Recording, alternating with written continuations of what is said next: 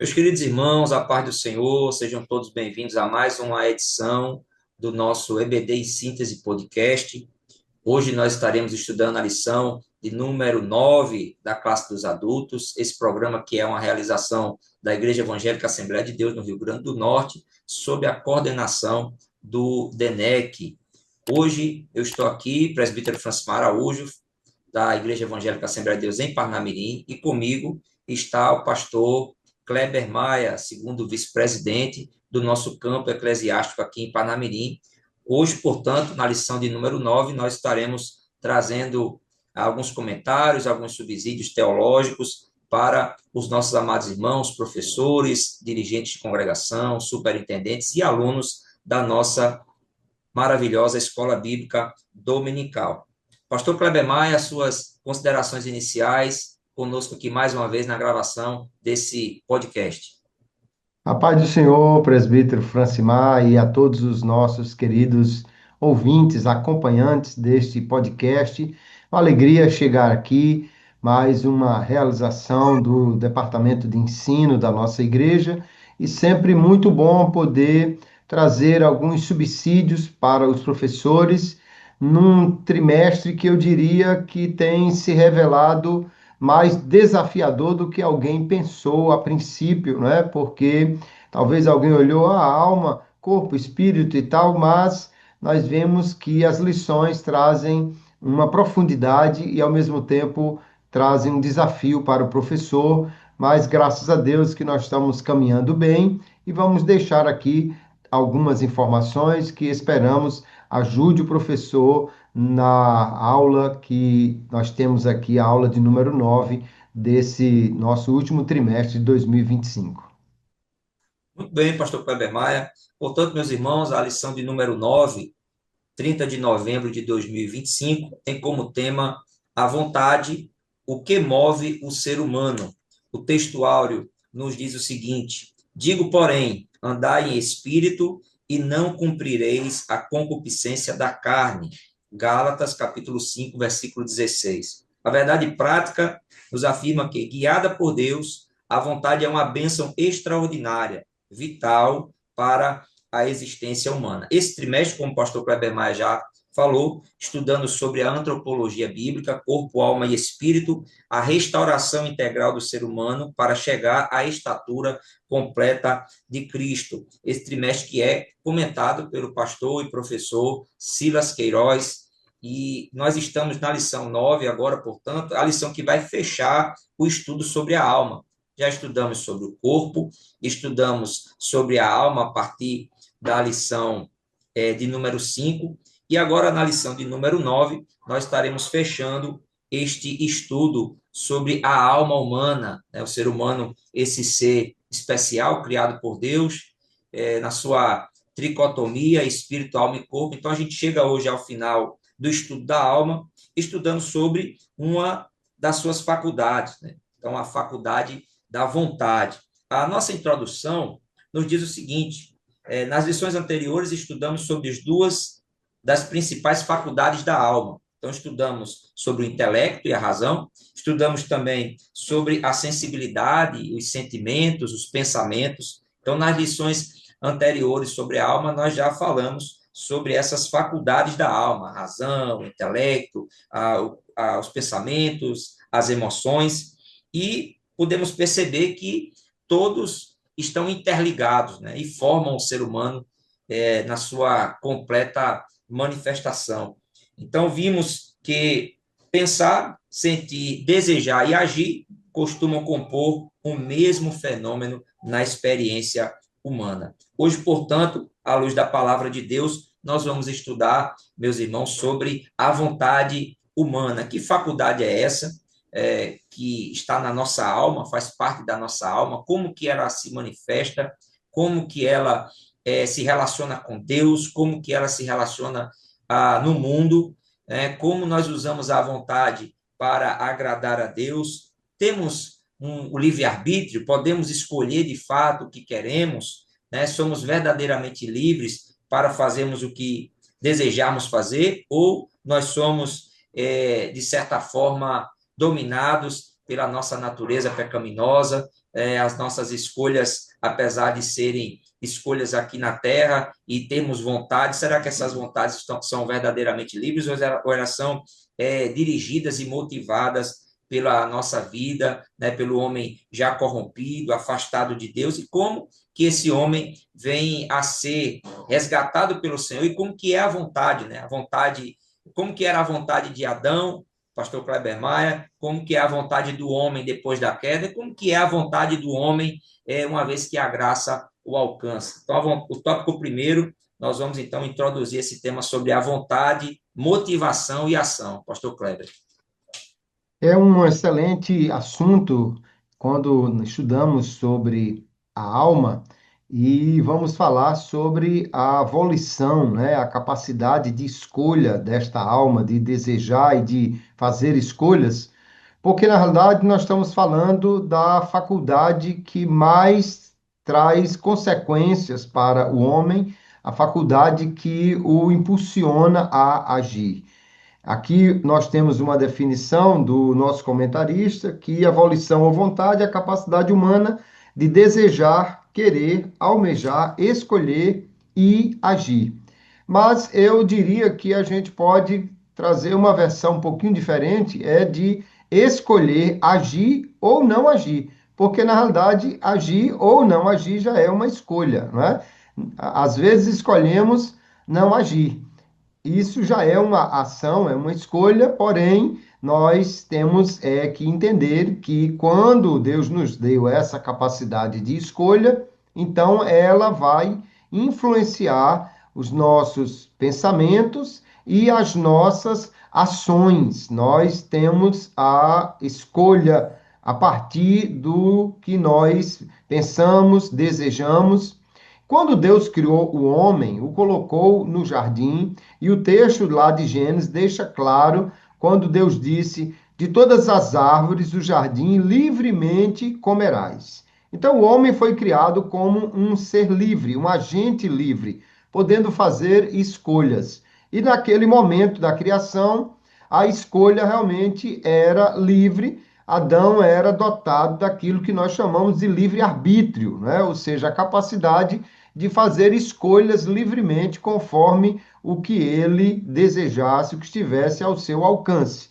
Porém, Deus lhe deu um limitador: não coma do fruto da árvore do conhecimento do bem e do mal, para o homem saber já que a vontade não pode ser desenfreada, não pode ser algo que o homem atenda todas as vezes que surgir, mas a vontade deve ser regulada por nossa alma, comandada pelo Espírito, como deveria funcionar o ser humano. Então, Adão tinha livre-arbítrio pleno.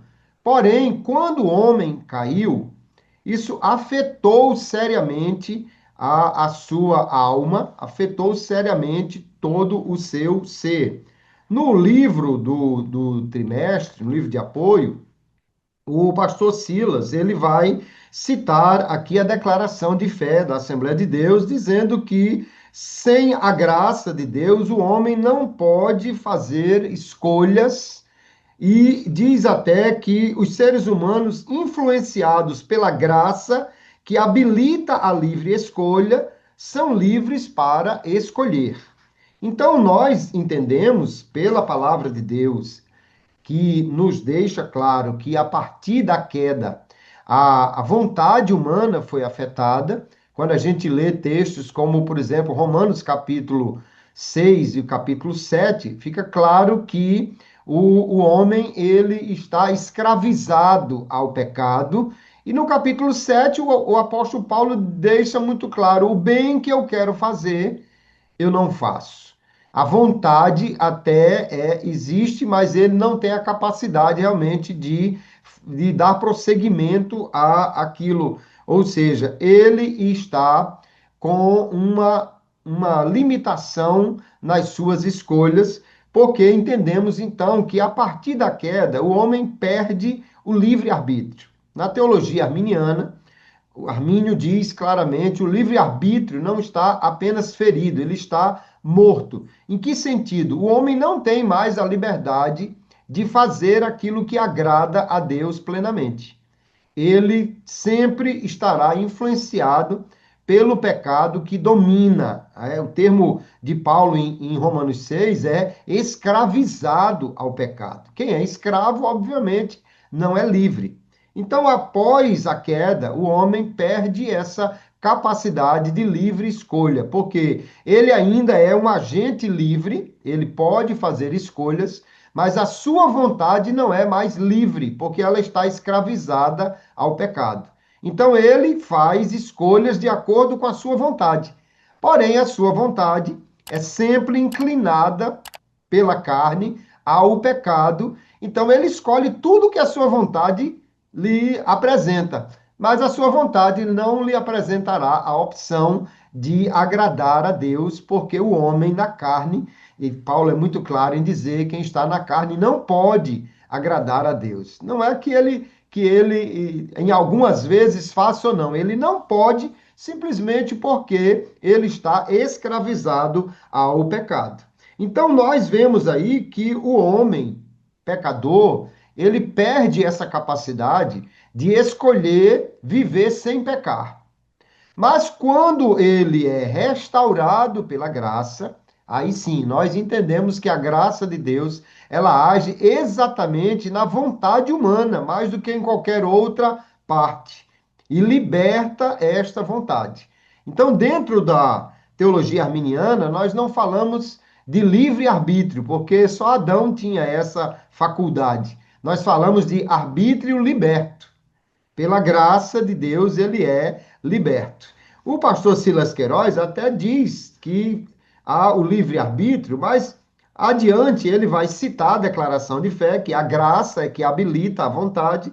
Depois ele vai dizer que só Jesus pode libertar o ser humano da sua inclinação pecaminosa que domina a sua vontade. Então, na realidade, nós podemos sim falar de arbítrio liberto. A graça de Deus age exatamente na vontade humana, capacitando-a a escolher agora fazer aquilo que agrada a Deus.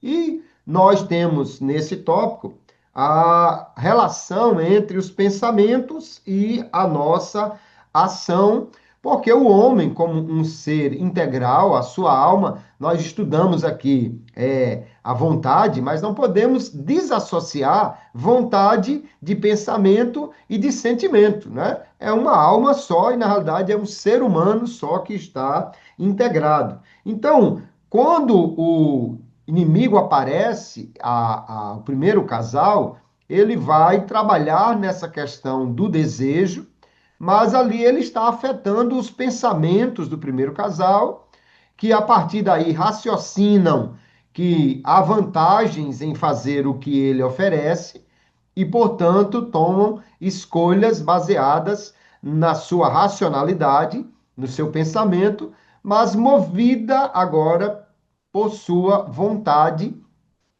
E aí nós precisamos entender uma coisa importante, não é? Motivação é algo interno e particular. Ninguém motiva outra pessoa, porque motivação é o motivo que eu tenho para a ação, o motivo para agir. Então, o máximo que alguém pode fazer é despertar um motivo em alguma pessoa. É o que o inimigo faz no primeiro casal. Coloca lá um desejo, né? Ou desperta um desejo de ser igual a Deus.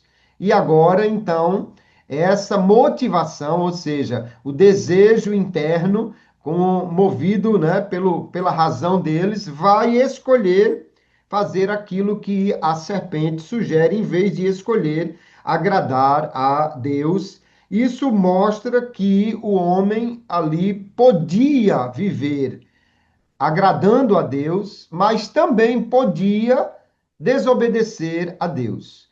Porque mesmo o homem regenerado, a sua vontade é liberta, restaurada pela graça, mas ela nunca é restrita no sentido de que ele não possa pecar.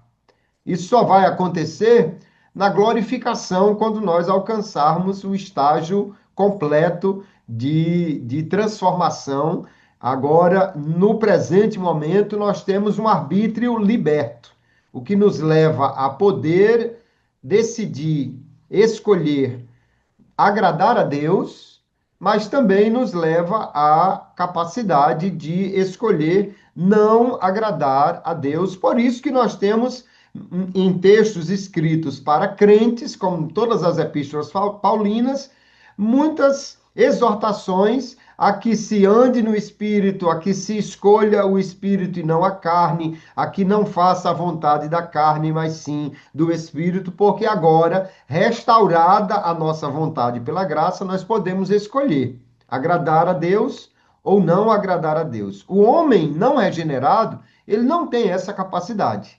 A sua capacidade é de seguir a sua vontade inclinada para o pecado por causa da carne, né? É algo que nós precisamos, então, entender. E por isso, queridos, essa lição vem para nos despertar. Nossos pensamentos, a motivação que nós temos, afeta as escolhas que nós fazemos.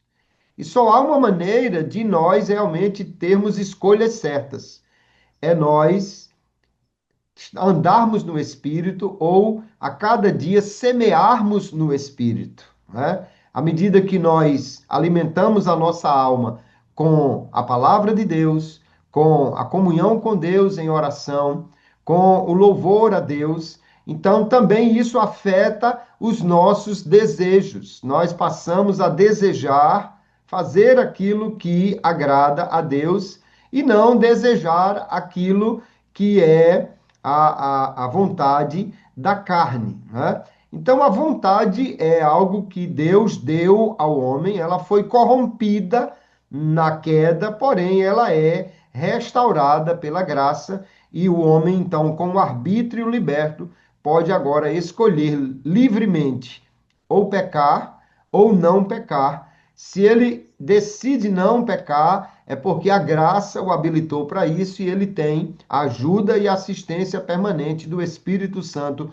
Por isso que nós podemos sim viver de maneira a agradar a Deus. Alguém cita o texto de Mateus, onde Jesus disse: o espírito está pronto, mas a carne é fraca, e só vê o lado da carne que é fraca, mas esquece do lado do espírito que está pronto, ou seja, nós podemos sim, por nossa nova condição em Cristo, escolher agradar a Deus, e isso é uma bênção maravilhosa para nós.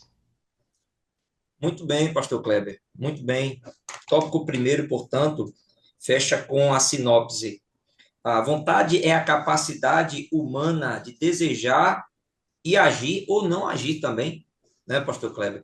Sendo influenciada por pensamentos, sentimentos e decisões espirituais. O autor, meus irmãos, entrando agora, já indo para o tópico 2, o autor teólogo Hans Wolff, ele diz que o ser humano é um ser que deseja, é um ser que tem anseios, né?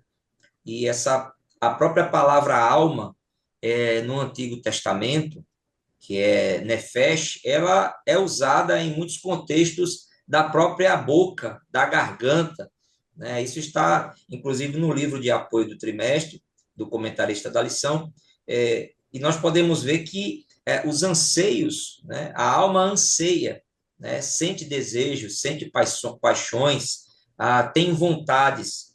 Então, o ser humano, de fato, ele é um ser que é movido no dia a dia por aquilo que ele deseja, e o que ele deseja, normalmente a sua vontade o leva a agir em determinadas situações.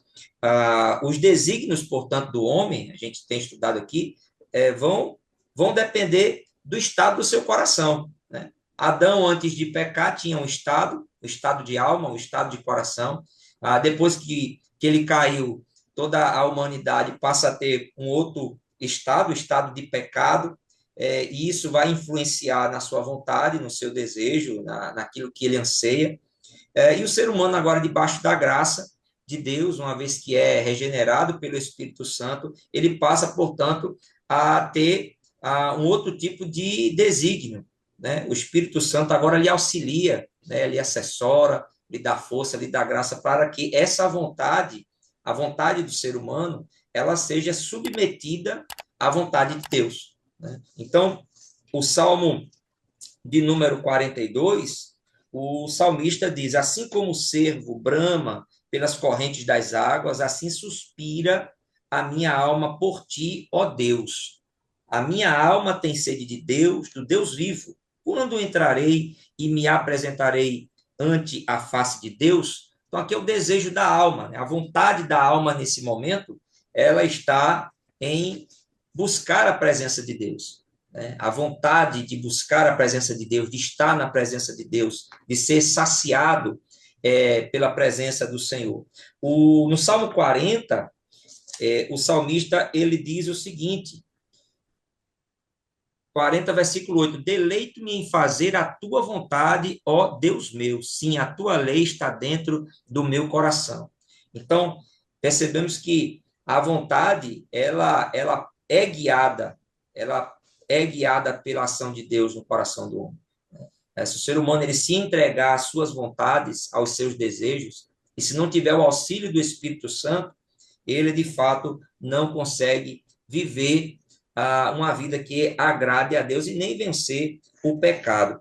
O tópico 2, que fala sobre desejos da escravidão à redenção, o comentarista ele traz a experiência do povo de Deus no deserto, né? Um povo que havia sido libertado da escravidão do Egito, mas que ainda tinha os seus desejos escravizados pelo pecado, de tal forma que desejavam, né, sentiam vontade das experiências que eles tinham no Egito, principalmente relacionadas aos alimentos que eram escassos ali durante a peregrinação. E isso é um símbolo, né, justamente do ser humano que sente vontade, que é atraído e que sente desejo daquilo que não agrada a Deus, né? Então, os israelitas no deserto, eles estavam caminhando na presença de Deus, mas, apesar disso, de viver aquela libertação por meio de Moisés, os seus corações ainda estavam presos ao Egito, desejando as coisas do Egito. O salmista, no Salmo 106, versículos 14 e 15, fala justamente sobre isso. Nós podemos ler esse texto, Salmo 106, versículos 14 e 15. O salmista nos diz o seguinte: mas deixaram-se levar à cobiça no deserto e tentaram a Deus na solidão. E ele lhes cumpriu o seu desejo, mas enviou magreza às suas almas. É interessante isso aqui, pastor Kleber, porque parece que é o que nós vemos o homem quando ele tenta saciar a alma e quando peca, apesar de ter aquilo que ele deseja, ele continua vazio, né? Ele não é preenchido. Então o povo comeu daquilo que desejou, mas não ficou satisfeito. As suas almas, né, ficaram magras, né? Ou seja, não foram saciadas. É interessante esse texto aqui do salmista, porque reflete bem o ser humano escravizado pelo pecado, né? Ou seja, ele faz o que quer, mas como o senhor bem já falou no tópico primeiro, o que ele quer é motivado, né? É dirigido pela sua natureza pecaminosa, longe de Deus, e ao buscar aquilo que quer e ter para si, isso gera um ciclo de desejo, vontade e vazio, né? Então, é interessante como o comentarista usa essa experiência do povo no deserto e como o salmista emprega muito bem. A alma, apesar de ter o que queria, continuava magra, continuava vazia, não prosperava. E os desejos na era cristã, que é o subtópico 2. O comentarista nos diz o seguinte: Cristo venceu o pecado e nos dá poder para também vencê-lo. O apóstolo Paulo fala sobre isso na sua carta, nos capítulos 6 e 7, justamente do poder da graça, né? Uma vez que o homem ele está debaixo da graça, ele tem essa capacitação, esse auxílio de Deus para vencer na luta contra a sua carne, contra a sua natureza carnal, ou seja, a vontade da carne, ela pode ser vencida, ela pode ser derrotada, ela não precisa mais ser satisfeita uma vez que o homem foi liberto. Jesus falou sobre essa liberdade, meus irmãos, no Evangelho de João, capítulo 8, quando ele afirma que se o Filho vos libertar, verdadeiramente sereis livres. Na sua conversa, né, e mais do que uma conversa, um confronto com os líderes ali em Jerusalém, Jesus fala justamente sobre isso. Se o Filho, pois, vos libertar, verdadeiramente sereis livres. E fala que aquele povo era escravo. Por que era escravo? Porque vivia pelo poder do pecado, porque não conseguiam fazer a vontade de Deus, não aceitavam aquele a quem Deus havia enviado, não aceitavam as palavras de Jesus, não se submetiam ao senhorio de Cristo, e tudo isso Jesus disse que é porque eles eram escravos do pecado, eles precisavam ser libertos, não apenas de um poder político, mas de um poder espiritual que governava os seus corações. Então, há uma ação do Espírito Santo na vida daquele que crê em Cristo, né? Uma vez que a palavra ela é proclamada e o Espírito Santo ele regenera aquele que ouve e crê nessa palavra, esse homem, portanto, recebe o auxílio do Espírito Santo para vencer a sua natureza e, de fato, agora poder escolher entre agradar e não agradar a Deus, ouvindo a voz do Espírito Santo. E o subtópico 3 fala sobre a decisão do homem redimido, ou seja, a obra da salvação realizada por Cristo nos liberta do poder do pecado. É interessante que nós somos libertos da condenação do pecado, do poder do pecado e na glorificação da presença do pecado. Então, já experimentamos, meus queridos irmãos, tanto a liberdade da condenação como do poder do pecado. E aqui o apóstolo Paulo também escrevendo aos Romanos, capítulo 12, e aí eu já quero fechar aqui e já voltar com o pastor Kleber. Pastor Kleber, o apóstolo Paulo, em Romanos capítulo 12, ele nos fala da vontade de Deus, dizendo que essa vontade ela é boa, perfeita e agradável. E ele atribui ao ser humano, né, ele diz que o ser humano experimenta essa vontade a partir do momento que ele é transformado pela renovação do seu entendimento. Então, o que pensar desse texto, né, de Romanos 12, em que o apóstolo Paulo fala que nós podemos experimentar essa boa, perfeita e agradável vontade de Deus, não apenas aquilo que Deus deseja para nós, mas também podermos viver a vontade de Deus, né? Ou seja, experienciar a vontade de Deus, ter prazer em fazer a vontade de Deus, pastor Kleber. E aí o senhor já entra nessa deixa aí de Romanos 12 e passa para o tópico 2, onde o apóstolo Tiago nos fala sobre atração e engano.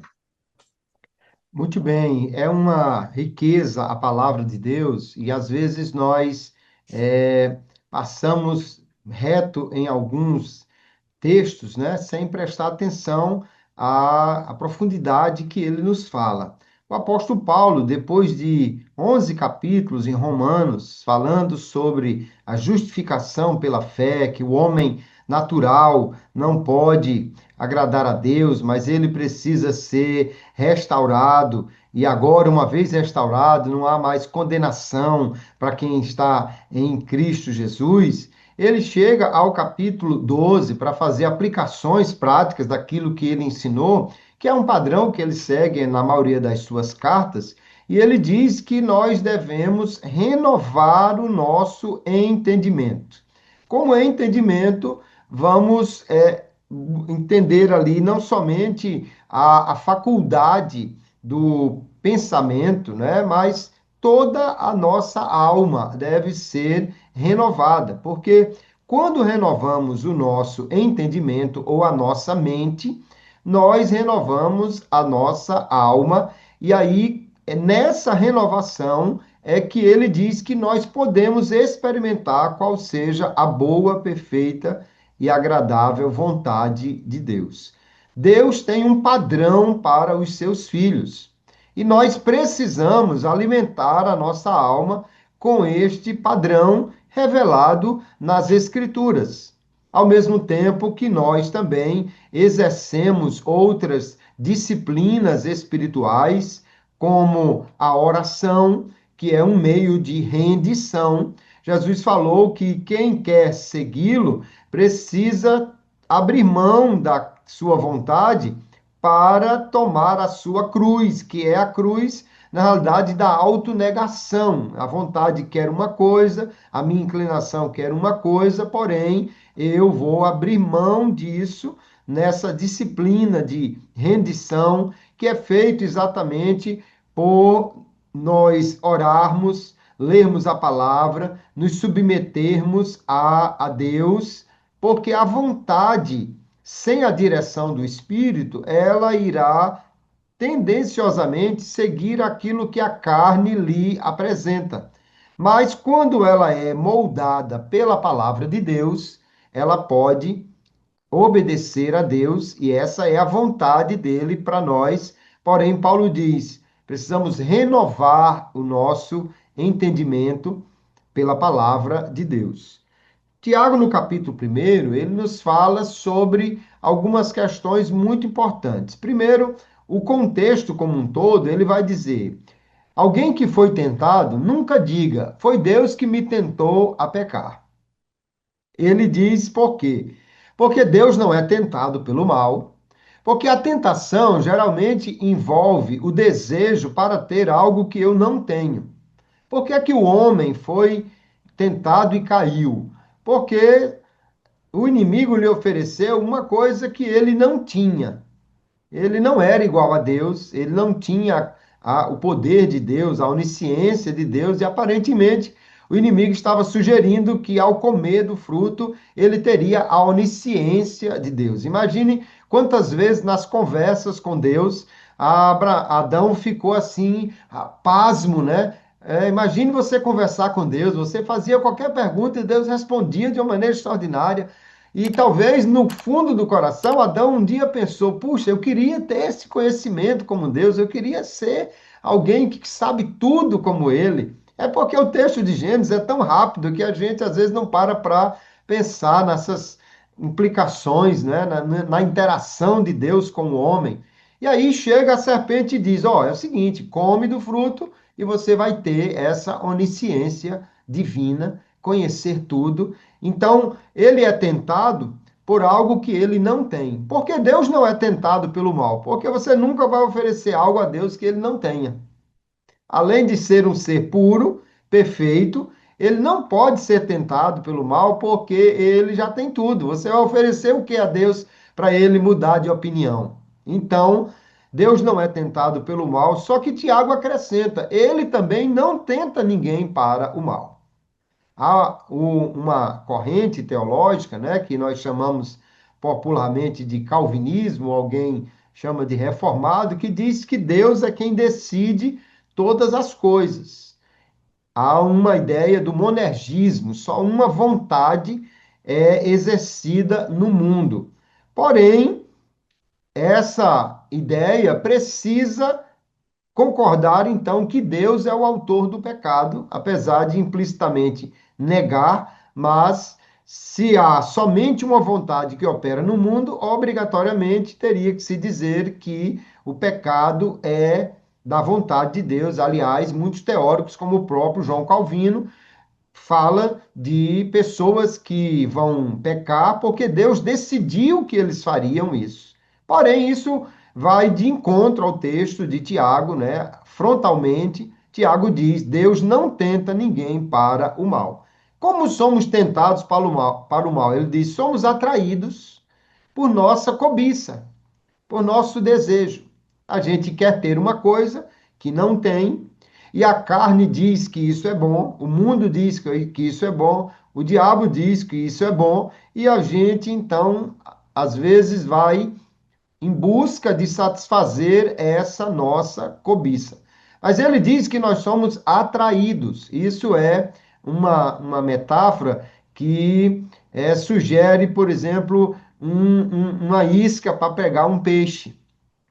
E aqui nós temos que entender: o pescador, quando ele quer pegar o peixe, ele estuda o peixe, vê do que o peixe gosta. Tem peixe que gosta de carne, tem peixe que gosta de outra coisa, tem peixe que é atraído por somente coisas que se movem, e ele vai botar uma isca que seja atraente para o peixe. O inimigo, quando vem nos tentar, ele vai nos oferecer algo de acordo com aquilo que ele conhece de nós. Não porque ele sonde nosso interior como Deus faz, mas porque ele nos observa. Quem estuda macaco sabe do que macaco gosta. Imagine o inimigo que observa o ser humano há tanto tempo. Então ele vai oferecer de acordo com a necessidade. Eu não me assustaria de forma alguma, embora o texto de Gênesis não deixe isso claro, se ele dissesse que Adão e Eva estavam com fome no momento que estavam passando próximo ao fruto do conhecimento do bem e do mal, ou que o inimigo sugeriu que eles comessem ali. Porque quem não tem fome também não é tentado a comer. Mas ali eles foram seduzidos. Porém, o pescador não tem o poder de fazer o peixe morder a isca. Ele só tem o poder de seduzir. Então, o homem regenerado, ele continua sendo tentado. Porém, ele tem o poder de resistir a esse pecado. E quando Tiago fala sobre isso, ele vai dizer exatamente: Deus não tenta a ninguém, nós somos seduzidos pela isca do pecado que afeta o nosso desejo. Então, a nossa natureza carnal vai buscar atender a esse reclame da alma pecaminosa, da carne, mas Tiago diz: quando o desejo dá luz ao pecado, quando o desejo ele gera isso, então o pecado acontece. O pecado, o fruto dele é a morte. Porém, isso é uma progressão.